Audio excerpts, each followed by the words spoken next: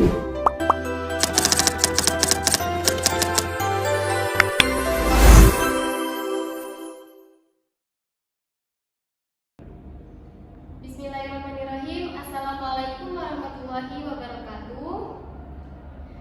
Apa kabar anak-anak?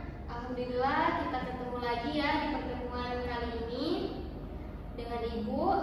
Dan sebelumnya Ibu akan buka dulu pembelajaran kita. Alhamdulillahirrahmanirrahim. Kita semua masih diberikan Allah kenikmatan, kesehatan, dan juga kesempatan sehingga kita bisa berkumpul lagi pada pertemuan kali ini untuk melaksanakan kegiatan belajar mengajar. Kali ini kita akan membahas hal yang penting sebagai umat Islam, yaitu rukun Islam. Nah, seperti yang kita ketahui, rukun Islam itu adalah 5 hal yang penting yang harus kita lakukan sebagai muslim dan juga harus kita ketahui.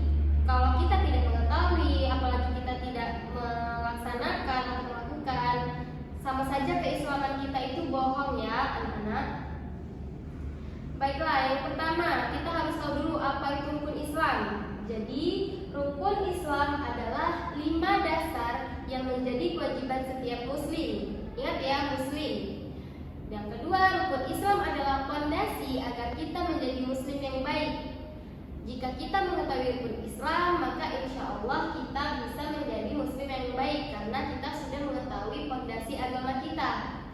Dan rukun Islam yaitu setiap muslim harus mengetahuinya dan juga menjalankannya. Seperti yang Ibu bilang tadi, kita harus tahu, kita harus menjalankan. Jika kita tidak tahu, apalagi tidak menjalankan, maka keislaman kita itu perlu dipertanyakan. Baiklah, yang pertama, rukun Islam pertama yaitu syahadat. Sudah tahu kan bagaimana bentuk kalimat syahadat? Seperti yang Ibu sampaikan di PowerPoint, ucapannya atau bacaannya yaitu asyhadu alla ilaha illallah wa asyhadu anna muhammadar rasulullah. Nah, artinya tiada Tuhan selain Allah dan Nabi Muhammad adalah utusan Allah.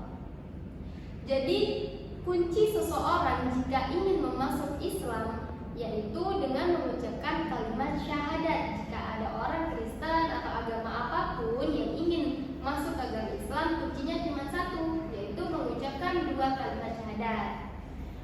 Nah, syahadat juga merupakan pintu masuk bagi kita seorang muslim yang Ibu bilang tadi ya. Kemudian contoh kita mengucapkan syahadat yaitu ketika kita menjadi muslim dan meyakini menjaga akidah bahwasanya Allah yang berhak disembah dan Nabi Muhammad adalah utusan Allah.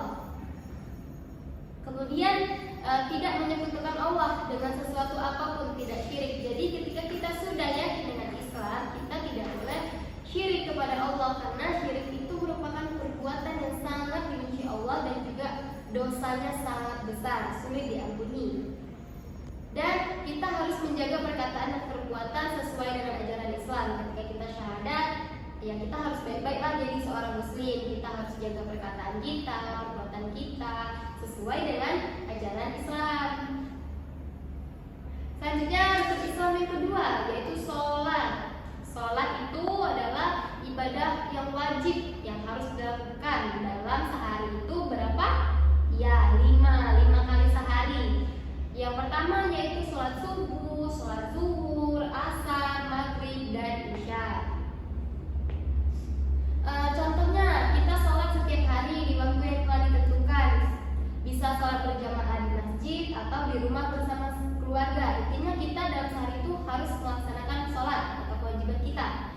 Kemudian kita juga mengajarkan anak-anak cara sholat itu sejak dini. Karena kalau tidak sejak dini, anak-anak kita ajarkan itu bakal berefek untuk dia ke depannya kurang mendasari keimanannya. Jadi kita harus wajib mengajarkan anak-anak dari sedini mungkin agar keimanannya lebih mantap gitu ya. Yang ketiga membaca dan berzikir setelah sholat untuk mendekatkan diri kepada Allah. Jangan kita hanya sekedar melaksanakan sholat saja, tetapi kita berdoalah, minta kepada Allah yang menciptakan kita,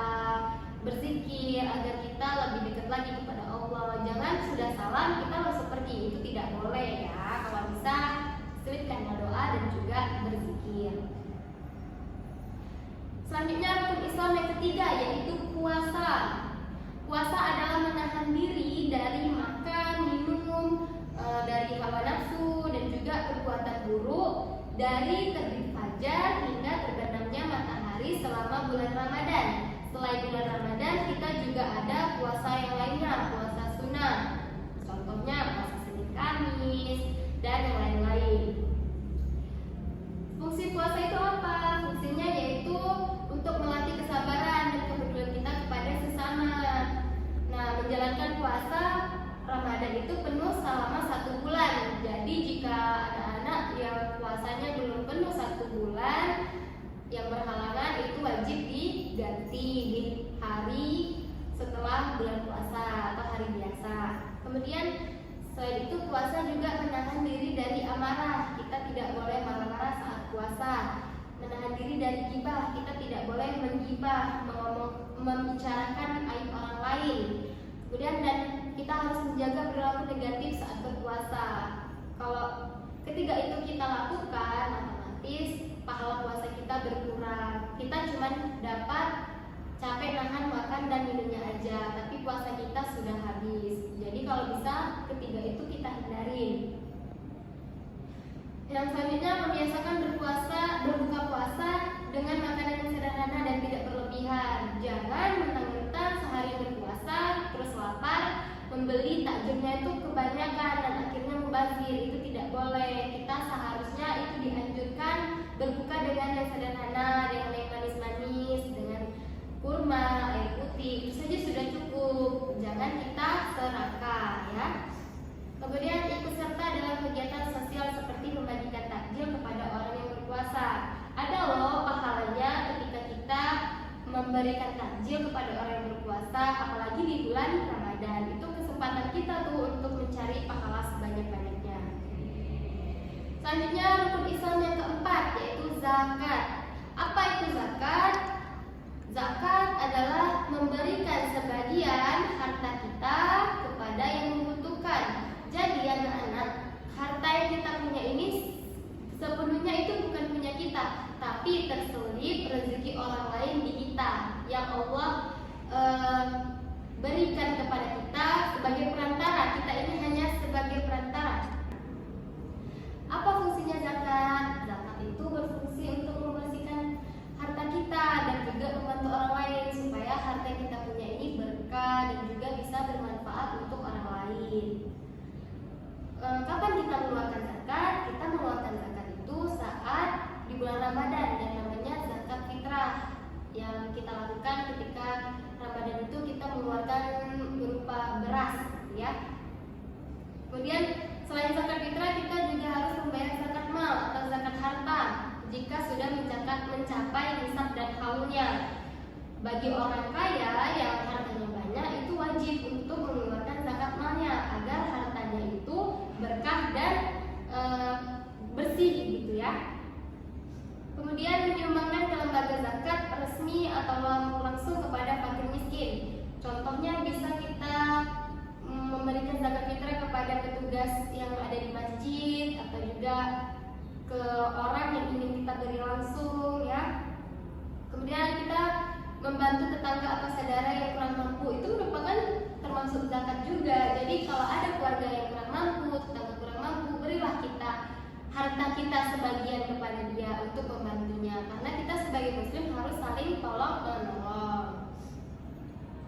Dan rukun Islam yang terakhir yaitu yang kelima, naik haji atau umroh bagi yang mampu. Haji adalah ibadah yang dilakukan di Mekah sekali seumur hidup bagi yang mampu secara fisik dan finansial. Jadi selain haji, umroh juga merupakan ibadah yang dilakukan di Mekah ya.